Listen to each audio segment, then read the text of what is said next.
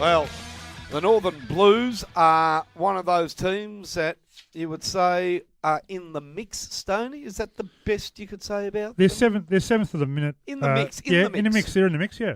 And with a tight season, in the mix means that every game becomes vital. And as I said before the break, Robert Shaw was down watching the Northern Blues versus Collingwood on the weekend, and he spoke glowingly of Jack Anthony. We were talking about Nick Maxwell's comeback game, and he said how Matthew Watson was playing well as a forward, and that Jack Anthony up either end of the ground seems to be a key player for the Blues. Enjoying his football again is Jack. How are you tonight?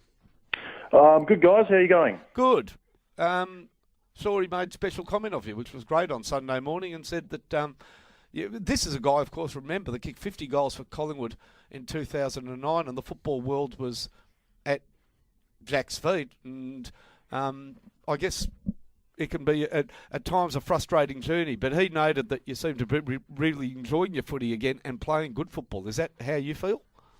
Yeah, well, I certainly think that now I'm at a stage of my life and football life, I suppose, where I am enjoying my football again. As you guys know, and you guys, watch a lot of football yourself, you see a lot of players that go through their career and they do have that, that sort of burst on the scene, and for whatever reason, sometimes they can drop off the scene pretty quickly. And I think I've realised that pretty quick. And I think that now that I'm back in Melbourne, and I just wanted to come back and enjoy my football, and that seems to be what's happening, which I'm very fortunate, but also very humbled that I'm playing at a great club and with a bunch of fantastic guys around me and the coaching panel there, and obviously with Carlton above them and having Mick and David Butterfin pretty close by, it's certainly a good position to be in. Jack, Stoney, mate, just want to take you back to last year. I know that you played at Maribyrnong Park with Brodie Holland. How much difference a year out of football coming back to VFL have you found it going back to local footy and coming back to the VFL this year? I think the biggest difference is that although the skill level is different, it's probably more so the passion for the game. Obviously, after a certain amount of time of struggling, being a fringe player and having that experience of the highs of 09 and then having to struggle for the next sort of 2 or 3 years and not living up to really the expectations that I should have lived up to over in Fremantle and being disappointed in myself more so than anything. I think that coming back and playing local football under a good friend of mine in Brodie Holland, it reignited the passion for football. And I think what made me want to go to VFL again was, I was humbled by Fremantle, and they don't owe me anything. And, they invited me to I think it was a semi-final against Geelong, that fantastic win they had down there last year. And they invited me to that, and I was one of the only players they did invite. And like I said, they didn't owe me anything, and the fact that they did that, I just thought, well, how do I just really put my head down and give it a crack, because I was contracted last year. I could have been playing in that game, but it was a humbling experience, and I thought, well, I've got to go and give it one more crack while I'm able at 26 years old.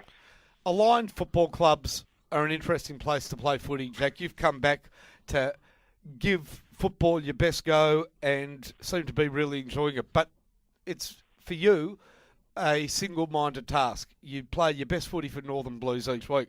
Carlton have had their ups and downs, and you've got guys in the team, somebody like a Garlett who has fallen out of favour with the coach and needs to really work hard to get back into the AFL on a personal mission. Jared Waite the same. Somebody like Jared Keisha, who we spoke about before, that seems to be off the radar. It's a team with, on many occasions, guys at different purposes. Yeah, I think you're right in that regard. There certainly are players at different times of their career at the moment who are up against it, you would say, and there's also guys that are still trying to find their way. And a good example is Jared Keisha. He's a fantastic person and a fantastic player, but for whatever reason, he just somehow doesn't seem to be getting a regular game. And I think for a guy that's, and I only know a little bit about his story, but I'm pretty sure he was on the list, and then he was off the list and played really good footy, and then came back on the list under Mick, similar to what Cameron Wood is going. There's another good example with Cameron Wood. He's a guy that was under Mick at Collingwood, and then obviously spent a year out at Williamstown, played fantastic, come back on the list, they are really good backup players, but in saying that, they are also great players in their own right, and had they had the opportunity, they would take it. But for whatever reason, clubs work in mysterious ways, and these guys find themselves in their positions that they're at. But for me personally, it's just it's probably more of a matter of not wanting to die wondering and leaving any stone unturned. And while I'm still able at a sort of mid-range of a football career, if I never gave it one more crack, and a lot of people would probably be laughing at me right now, but to be perfectly honest, after 7-8 years in the system, you sort of look at those people and go, well, you'd probably do anything to be in my position, and I would do anything to be in the guy's position playing regular senior football. So you could also say to them, I was the leading goal kicker at an AFL club who were a game out of a grand final. That's something to kick on with. That is probably the unfulfilled talent that Jack Anthony was.